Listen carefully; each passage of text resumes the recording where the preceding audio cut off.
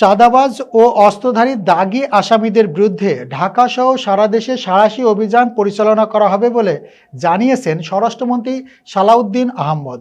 আজ সকালে ঢাকা মহানগর পুলিশের ঊর্ধ্বতন কর্মকর্তাদের সঙ্গে মতবিনিময় সভা শেষে সাংবাদিকদের একথা বলেন তিনি।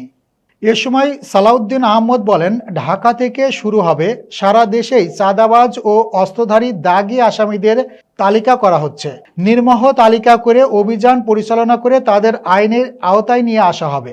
এ সময় তিনি আশাবাদ ব্যক্ত করে জনগণের উদ্দেশ্যে বলেন, সরকার প্রত্যাশা করেন দেশের সব জনগণ এই কাজে সহযোগিতা করবে। দেশের শান্তি শৃঙ্খলা, আইন শৃঙ্খলা পরিস্থিতি নিশ্চিত করা হবে। খুব শিগগিরই পরিকল্পনা অনুযায়ী কাজ শুরু হবে।